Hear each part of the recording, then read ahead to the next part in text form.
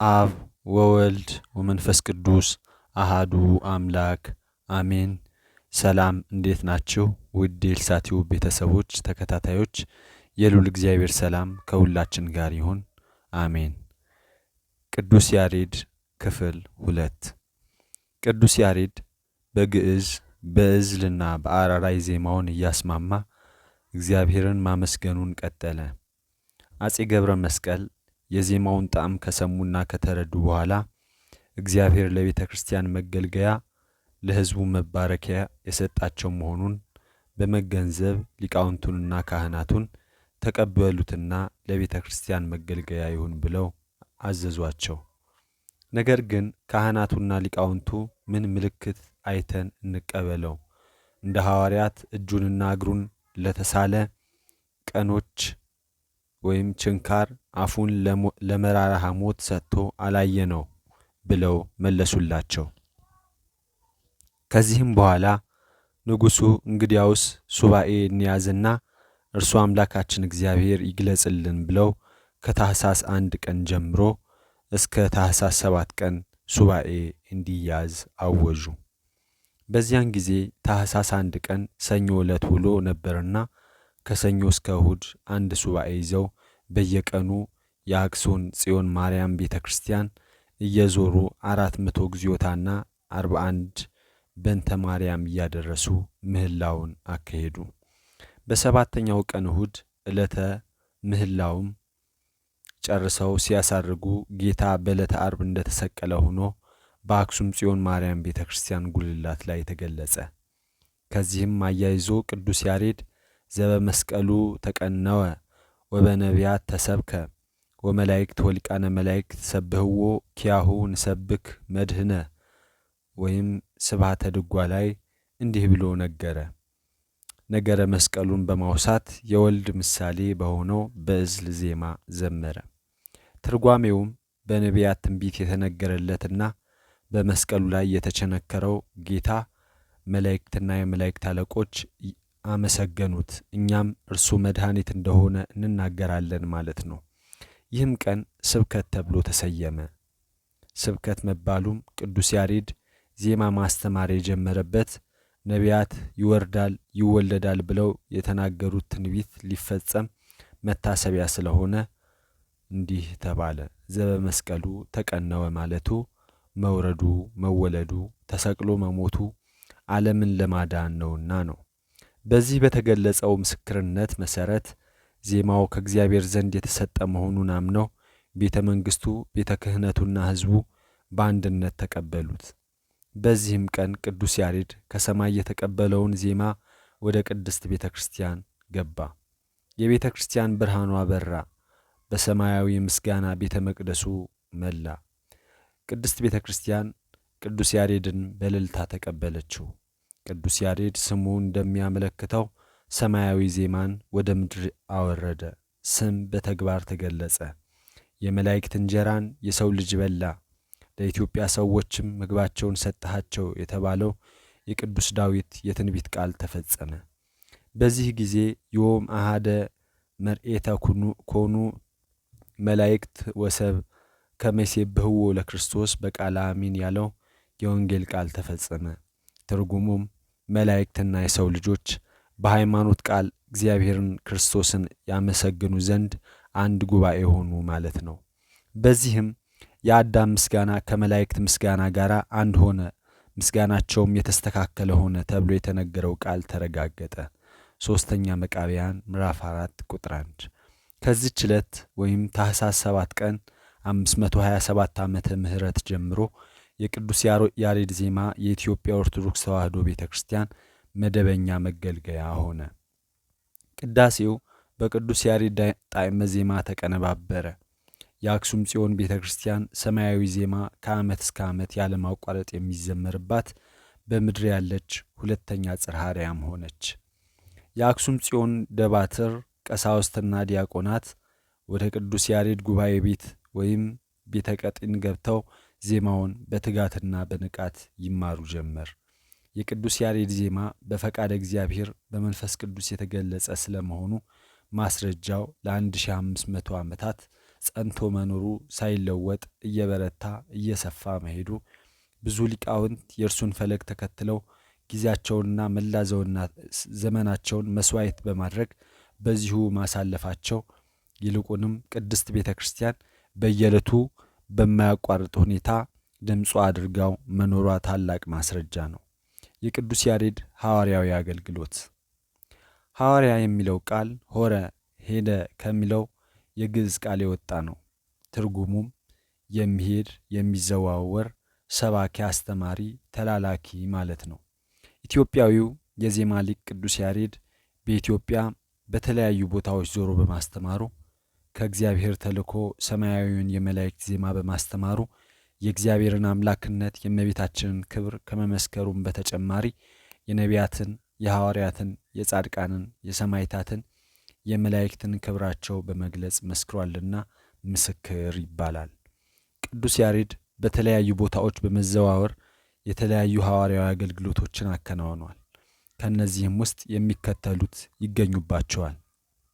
ጻድቁ አቡነ አረጋዊ ለሥርዓተ ምንኩስና አገልግሎት የሚሆኑና ከከተማ ወጣ ያለ ምቹ ቦታ ሲፈልጉ ከአክሱም ከተማ ወደ ሰሜን ምስራቅ አቅጣጫ ለዚሁ አገልግሎት የሚሆን የደብረ ዳሞ ተራራን አገኙ።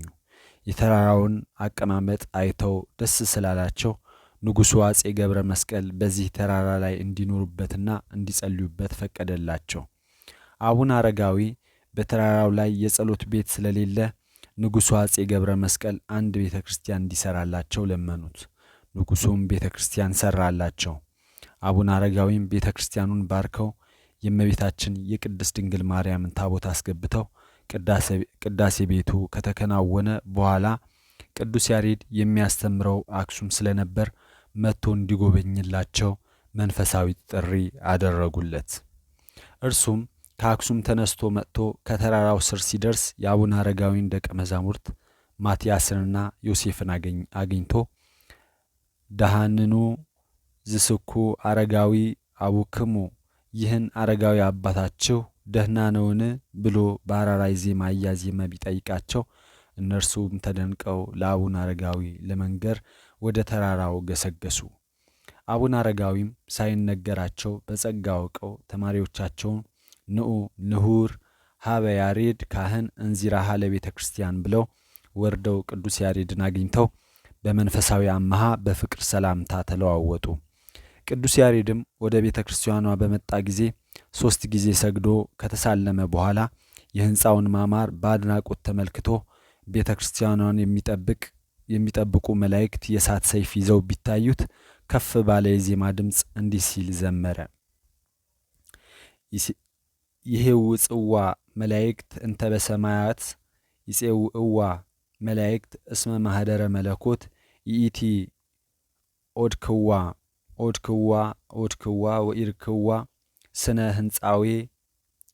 ስነ ህንፄሃ ለቅድስት ቤተ ክርስቲያን ምስአል ወምስጋድ ወምስትስራይ ኃጢአት ይእቲ ቅድስት ደብተራ አስተምህሮ ድጓ። በሰማያት ያሉ መላእክት ይጎበኟታል። የመላእክት ማደሪያ የመለኮት ማደሪያ ናትና መላእክት ይጎበኟታል። ቅድስት ቤተ ክርስቲያንን ዞርኋት ዞርኋት ዞርኋት፣ የሕንፃዋን ማማርም አየው።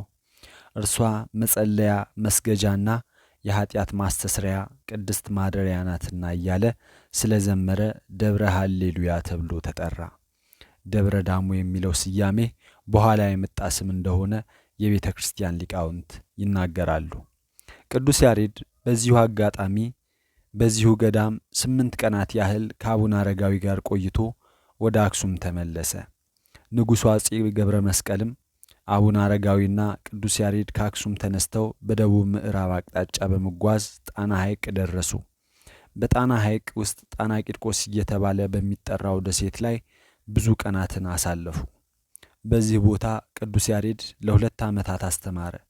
እርሱ ራሱ የጻፈው ምልክት የሌለው ድጓና ቀለም ይበጠብጥበት የነበረው የቀለም መበጥበጫ መሳሪያ እስከ ዛሬ ድረስ በጣና ቂርቆስ ገዳም ይገኛል።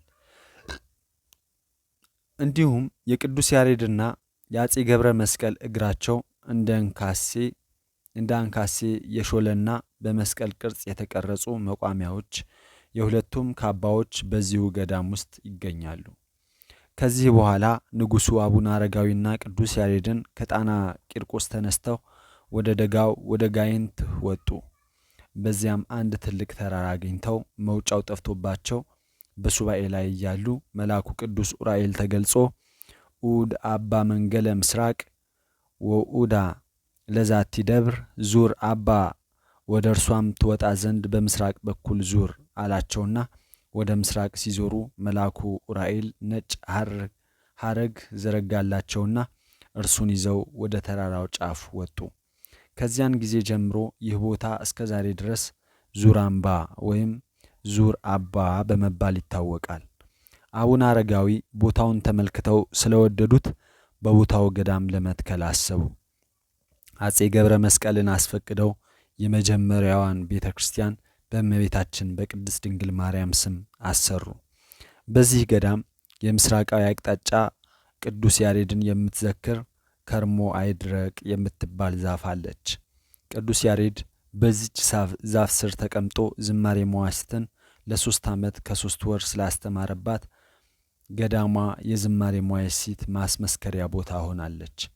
ጌታችን መድኃኒታችን ኢየሱስ ክርስቶስ ብርሃነ መለኮቱን በደብረ ታቦር በገለጸበት ጊዜ በሥጋ ከሞተ ብዙ ጊዜ የሆነውን ሙሴን በአካለ ነፍስ አምጥቶ ብርሃነ መለኮቱን እንዲመለከት እንዳደረገ ሁሉ ቅዱስ ያሬድም ከአክሱም ወደ ማይክራህ አምርቶ እመቤታችን ቅዱስ ኤፍሬምን በአካለ ነፍስ ከሶርያ አባ ሕርያቆስን ከብህንሳ አምጥታ ውዳሴዋንና ቅዳሴዋን ንባቡን እየነገሩት በዜማ እንዲደርስላት አድርጋለች። ከዚህም አያይዞ ለሥጋ ወደሙ ጸሎት የሚያገለግሉትን ንባባቸውን የሌሎች ሊቃውንት ድርሰት የሆኑትን የተቀሩትን ቅዳሴዎች በዜማ አዘጋጀ። ከዚህም በኋላ ቅዱስ ያሬድ ወደ ሰሜን ተራሮች ጸለምት ሄዶ ምዕራፍ የተባለውን ድርሰቱን ደረሰ። ከዚህም በኋላ አገው ወገራ እና ወደ ሌሎች ቦታዎች እየዞረ አስተማረ።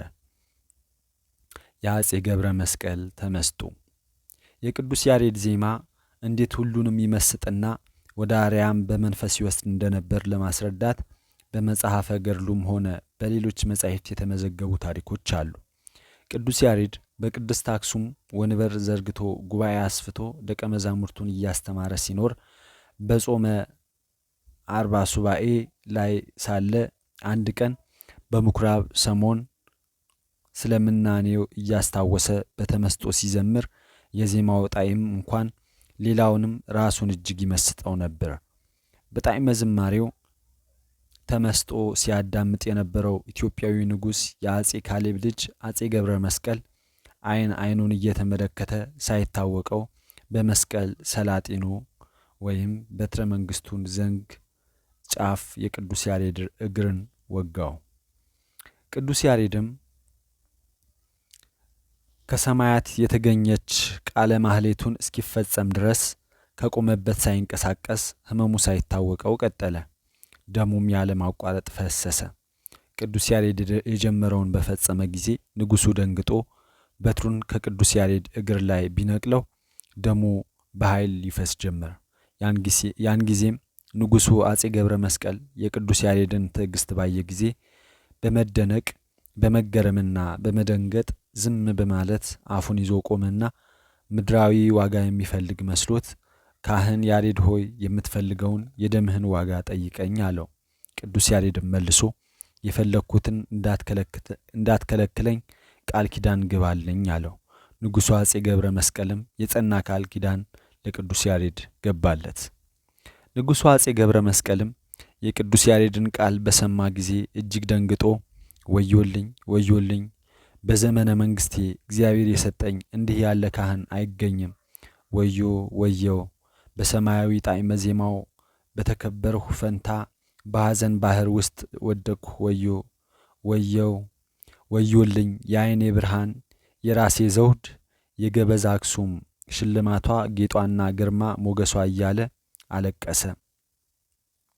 ይህም የሆነው ቅዱስ ያሬድ ከዚህ ኃላፊ ዓለም ክብር ተለይቼ መናኝ ሆኜ እንድኖር ተወኝ፣ አሰናብተኝ ቢለው ነው። ያን ጊዜም በቤተ መንግሥቱ ታላቅ ሐዘን ሆነ። ካህናቱና ሕዝቡም በሙሉ ስለ ካህኑ ቅዱስ ያሬድ መለየት አዘኑ።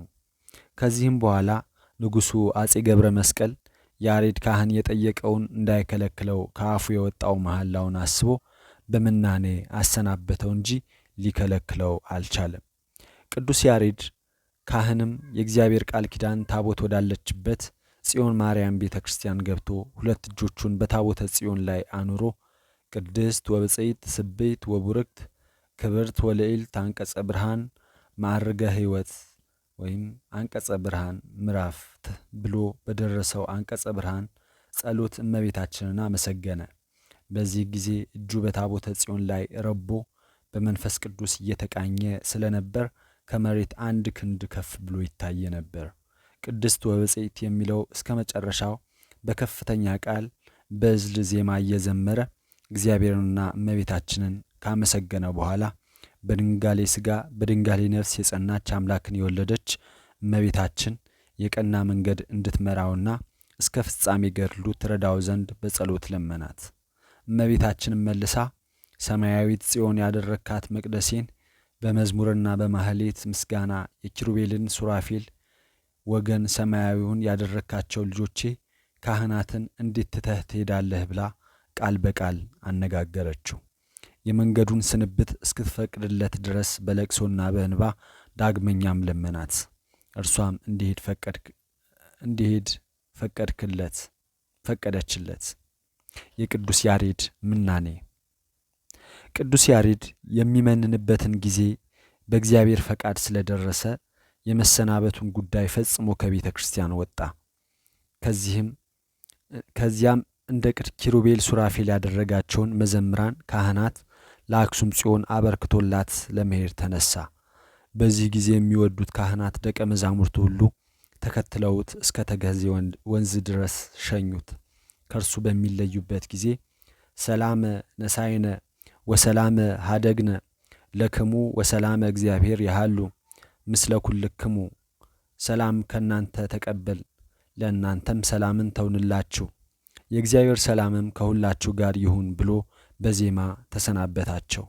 ዳግመኛም ወሰላመ እግዚአብሔር እንተ ኩሉ ባቲ ተሃሉ ወትረ ምስለ ኩልክሙ፣ ፍቅርና ስምምነት ሁሉ ያለባት የእግዚአብሔር ሰላምታ ሁልጊዜ ከሁላችሁ ጋር ትኑር ብሎ በጣዕመ ዜማው መረቃቸው።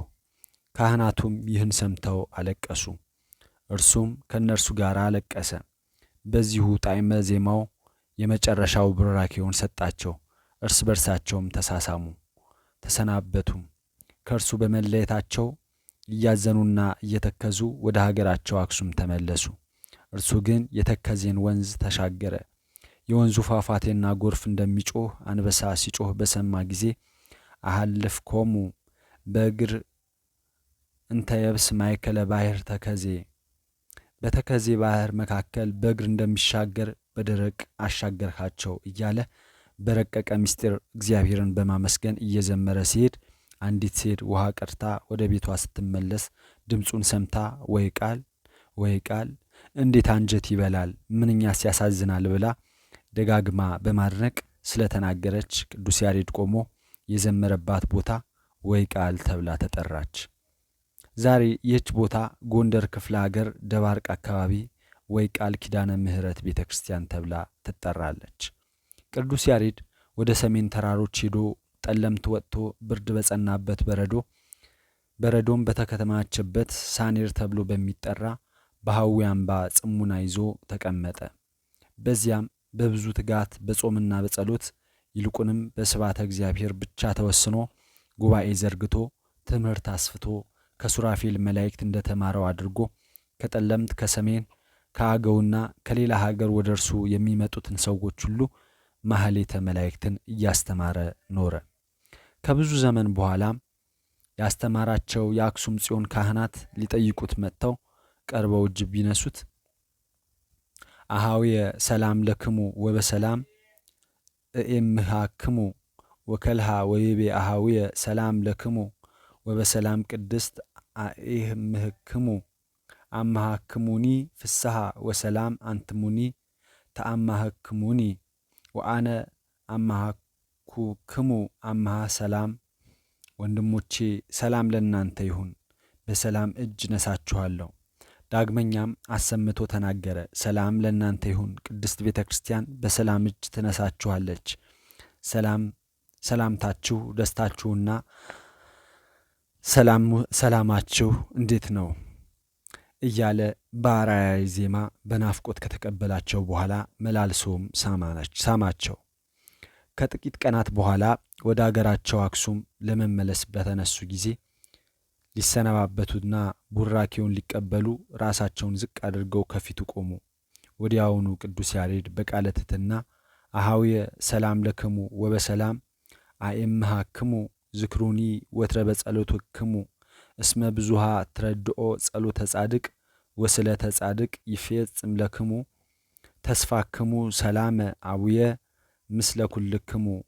ወንድሞቼ ሆይ ሰላም ለእናንተ ይሁን፣ በሰላምም አሰናበታችኋለሁ። ዘወትር በጸሎታችሁ አስቡኝ።